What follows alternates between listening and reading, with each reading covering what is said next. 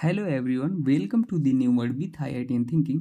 आज हम देखने वाले हैं best trick of dipole moment. हम डाइपोल मोमेंट से रिलेटेड जितने क्वेश्चन होते हैं आईआईटी नीट की यूं विद इन सेकंड सॉल्व कर लेंगे। उसमें पोलर है कि नॉन पोलर है, आपसे ऐसे क्वेश्चन पूछता है ना, किसका डाइपोल मोमेंट अधिक है। इन सब सारे क्वेश्चन के बारे में एक्सेप्शन इंक्लूड करके हम सारे क्वेश्चन बारे बताएंगे और ट्रिक बताएंगे आपको कैसे अप्रोच करना है। ठीक है ना, यूँ तुरंत। जैसे मान लो अगर तुरंत ही बताएं तो ट्रिक हमारा ये है ना कि मान लो अगर आपको CO2 का डाइप बताना है, पोलर है कि नॉन पोलर है। आपको स्ट्रक्चर तो याद होगा, CO2 लीनियर होता है। अगर स्ट्रक्चर में आपको डाउट है, स्ट्रक्चर ज्योमेट्री में, तो मैंने उसके भी ट्रिक अपलोड कर रखे हैं। हाइब्रिडाइजेशन, आप प्ले लिस्ट में हाइब्रिडाइजेशन का सुपर ट्रिक देख सकते हो। ठीक है ना।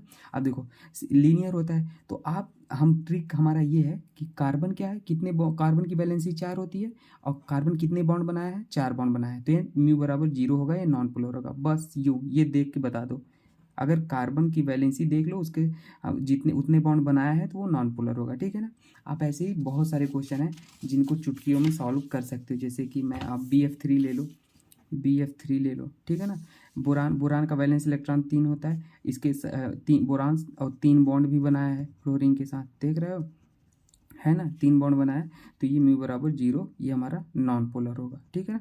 म्यू बराबर 0 मतलब नॉन पोलर, और म्यू इक्वल टू नॉट 0 मतलब पोलर। पोलर पोलर मतलब जिसमें इलेक्ट्रोनेगेटिविटी डिफरेंस इक्वल टू 0 नहीं हो। ठीक है ना। वो अभी हम डिटेल में बात करते हैं। तो ये हमारी सिंपल ट्रिक थी, पर हम ऐसी ट्रिक की बात करेंगे जो हर जगह एप्लीकेबल हो, कहीं आप कोई क्वेश्चन ना रोक सके।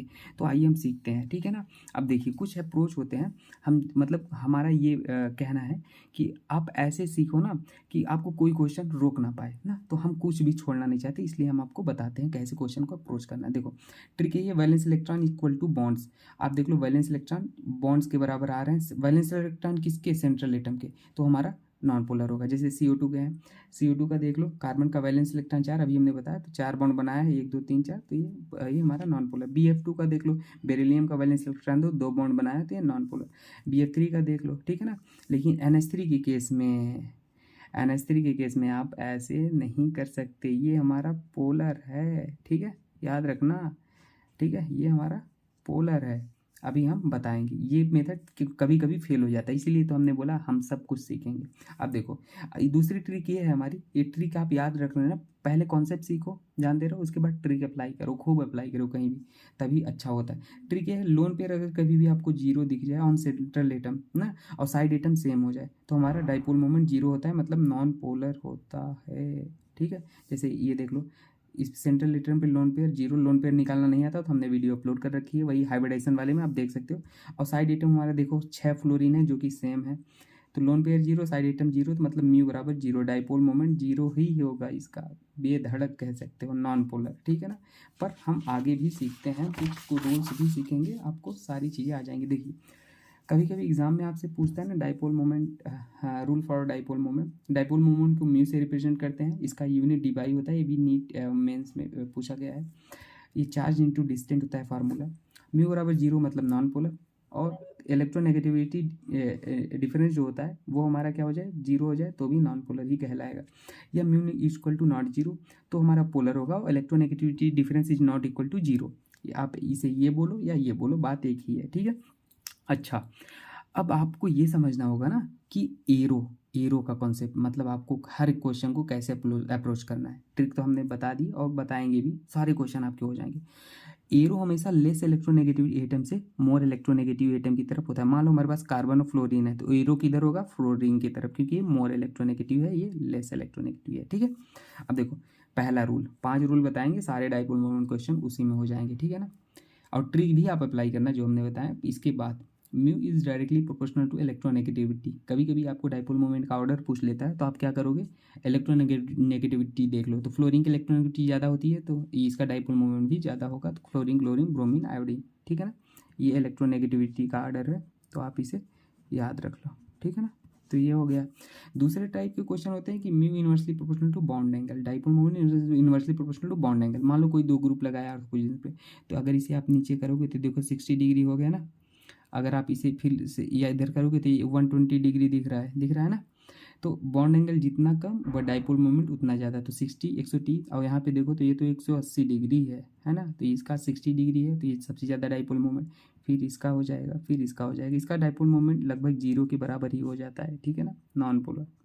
तो आप ये सब चीज़ें याद रखना, ठीक है ना। तो ये बॉन्ड एंगल का हो जाता है। कभी कभी आपसे क्वेश्चन पूछता है तो आर्थो पे कोई ग्रुप लगाए, पैरा पे, मेटा पे, तो आर्थो वाला सबसे ज़्यादा होता है, फिर मेटा वाला, फिर पैरा वाला, ठीक है।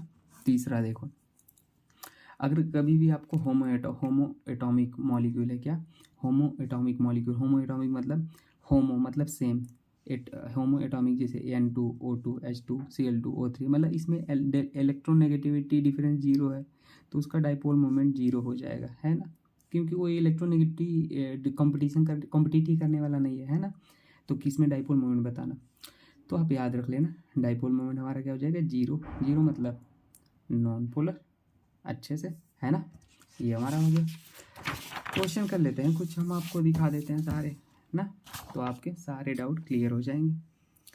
देखिए अगला अगला हमारा डी पॉइंट है कि कभी भी अगर ऑर्गेनिक केमिस्ट्री में अप्लाई करना कि म्यू सिस डाइपोल मोमेंट सिस वाले का ज़्यादा होता है ट्रांस वाले से। जैसे देखो सिस है, ये ट्रांस है ना, तो डाइपोल मोमेंट किसका ज़्यादा होगा, सिस वाले का। कहोगे सर कैसे, ये बताओ थोड़ा सा। तो देखो हमने क्या बोला, एरो हमारा लेस इलेक्ट्रोनेगेटिव से मोर इलेक्ट्रोनेगेटिव, और कार्बन क्लोरीन में क्लोरीन ज़्यादा इलेक्ट्रोनेगेटिव है, तो एरो इधर होगा, इसमें एरो इधर होगा, और नेट रिजल्टेंट हमारा इधर आएगा। देखो एक ही साइड रिजल्टेंट आ रहा है ना, तो इसका थोड़ा डाइपोल मोमेंट होगा। लेकिन इस केस में देखो इधर एरो चलेगा और इधर एरो चलेगा, एक दूसरे को कैंसिल कर रहे हैं, अपोजिट है, तो यहाँ डाइपोल मोमेंट थोड़ा सा जीरो के बराबर आ रहा है, कैंसिल। तो इसलिए हमारा सिस वाले का ज़्यादा होता है ट्रांस से, याद रखना, ठीक है। और me will be zero if molecule है जीरो लोन पेयर, ये तो हमने शुरू में ही बता दिया, ठीक है ना। आप कुछ भी करके यूँ भन्न भन्न बता दो, जैसे CH4 CCl4 है, तो कार्बन CH4 है और हमारा क्या है CCl4 है। तो आप कोई भी क्वेश्चन कैसे भी करो, तो इसका देखो कार्बन वैलेंसी 4 होती है और ये 4 बॉन्ड बनाया है हाइड्रोजन के साथ, तो म्यू बराबर यहाँ जीरो हो जाएगा, है ना। ऐसे भी सोच सकते हो।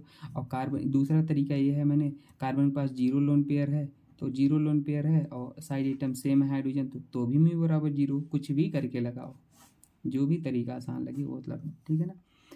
आप ऐसे लगाओ वैलेंस इलेक्ट्रॉन करके, और चाहे जीरो लोन पे। देखो अब ये सेम कहानी है CCl4 का। तो CCl4 के केस में आप क्या करोगे, यहाँ पे देखो कार्बन 4 बॉन्ड बनाता है, क्लोरीन के साथ 4 बनाया है, तो म्यू बराबर जीरो कर दो, नॉन पोलर कर दो, ठीक है, नॉन पोलर हो गया। तो ये हो जाएगा NH3 और NF3H2। इस केस में आप ये कॉन्सेप्ट नहीं लगा पाओगे, है ना। तो इस क्वेश्चन में अब आप कैसे, आपके मन में होगा सर कैसे जानेंगे कि क्वेश्चन किस में कौन सा लगाना है। तो आप ये क्वेश्चन, बस इतने क्वेश्चन है ना, आप इतने प्रैक्टिस करो, सारे दिमाग में आ जाएंगे। स्ट्रक्चर ज्योमेट्री में तो कहूँगा ड्रॉ करके एरो लगा के वैसे निकालना। जैसे NH3 का देखो, तो NH3 का स्ट्रक्चर ऐसे होता है, एक लोन पेयर होता है ना, तो एरो इसमें चलाओगे तो ये नाइट्रोजन मोर इलेक्ट्रोनेगेटिव है हाइड्रोजन से, और लोन पेयर मतलब इलेक्ट्रॉन मतलब नेगेटिव चार्ज, नेगेटिव मतलब इलेक्ट्रोनेगेटिव, इधर तो हमारा रिजल्टेंट ऊपर जा रहा है, पूरा एक ही डायरेक्शन जा रहा है अगर पूरा मिला के देखो, तो इसमें डाइपोल मोमेंट होगा। लेकिन NF3 के केस में देखो क्या हो रहा है, देखो NF3 के केस में एरो इधर आ रहा है, क्योंकि फ्लोरीन अधिक इलेक्ट्रोनेगेटिव है नाइट्रोजन से, तो इधर आ रहा है, इधर आ रहा है ना। तो देखो इस केस में हमारा फ्लोरीन की तरफ जा रहा है ना, और इधर एक लोन पेयर होगा तो ये ऊपर जा रहा है। तो देखो एक दूसरे को कैंसिल कर रहे हैं थोड़ा, है ना, कैंसिल कर रहे हैं, लेकिन इसमें तो सारे एक ही के सपोर्ट में थे, तो इसलिए इसका डाइपोल मोमेंट लेस हो जाता है ना, NH3 का ज़्यादा हो जाता है ना। ये चीज़ें आप याद रखो। NH3H2। अब देखो H2O का आप बनाओगे तो इसका ऐसे होता है, तो इसमें भी देखो डाइपोल मोमेंट ऐसे जाएगा, ऐसे जाएगा, और लोन पेयर है तो ऐसे जाएगा, एक ही साइड जा रहे हैं, तो इसमें भी डाइपोल मोमेंट है। तो mu not equal to zero इन सब में है, mu not equal to zero, मतलब ये सब पोलर है, मतलब ये सब पोलर है, ठीक है। याद रख लेना, ऐसे ऐसे सॉल्व कर लेना, ठीक है। PCl5 के केस में आप देख लो, तो PCl5 के केस में आप निकालोगे तो कैसे निकालोगे, स्ट्रक्चर अगर आपको पता है तो ऐसे कर लो, नहीं तो ट्रिक तो हमने बता ही दिया है, ट्रिक तो हमने बता दिया है।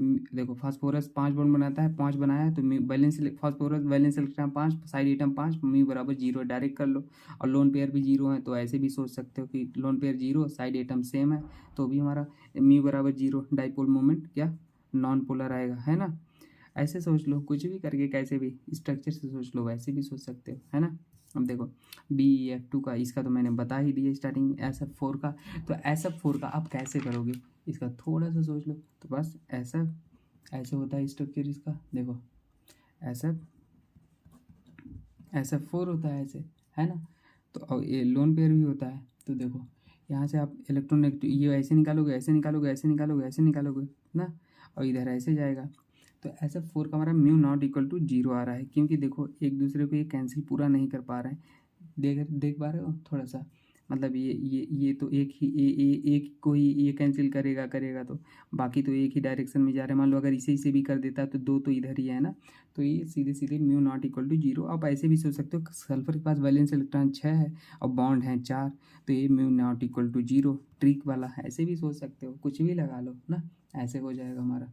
ठीक है, अब देखो अगर मान लो मेरे पास एक और है CN, तो डाइपोल मोमेंट कैसे बताओगे?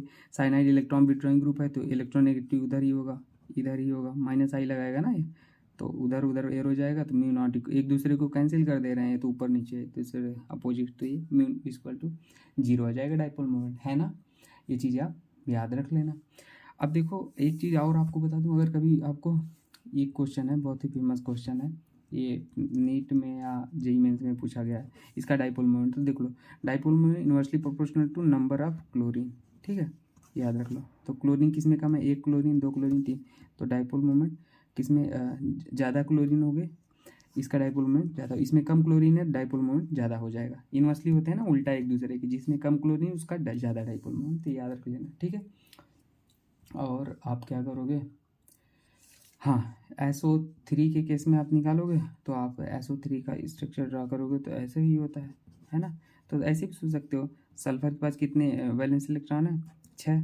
और आप कहोगे अब ये नहीं कह देना सर साइड एटम हमेशा, इसीलिए वो तो मुझे पता था ऐसा कौन वाला कहाँ गया, इन सब में तो हमें पता था कि हाँ ये सिंगल बॉन्ड से ही जुड़ेंगे, लेकिन देखो अब दिख तो रहा है 3 ही एटम और बॉन्ड H है, तो आप म्यू नॉट इक्वल टू 0 कर दोगे। मैंने क्या बोला था? सेंट्रल एटम का valence electron equal to bonds होना चाहिए, तो वो तो बॉन्ड देखो 1 2 3 4 5 6 हैं और 6 ये भी है, तो म्यू इक्वल टू 0 है ना, कुछ भी कर दो भरने से तुरंत, तो ये नॉन पोलर हो जाएगा, है ना। याद रख लेना ऐसे ही। XeF4 का आप निकाल लोगे ऐसे ही। तो XeF4 में देखो इस केस में थोड़ा सा सावधान रहना, क्योंकि इसका स्ट्रक्चर स्क्वायर प्लेनर टाइप का होता है, ऐसे लिखोगे, है ना, स्क्वायर प्लेनर। तो आप देखो, और यहाँ पे 2 लोन पेयर आप लगा दोगे, तो देखो ये एक दूसरे को कैंसिल कर रहे हैं ना, ऐसे ये इसको, तो म्यू इक्वल टू 0 होता है ना। म्यू इक्वल टू 0 मतलब नॉन पोलर। ठीक है, आप ऐसे कर लेना, ठीक है ना। XeF2 का निकालोगे, XeF2 का आप देखो, इसमें हमारा क्या है, लीनियर है, पर फिर भी इसका 0 आता है, ठीक है ना।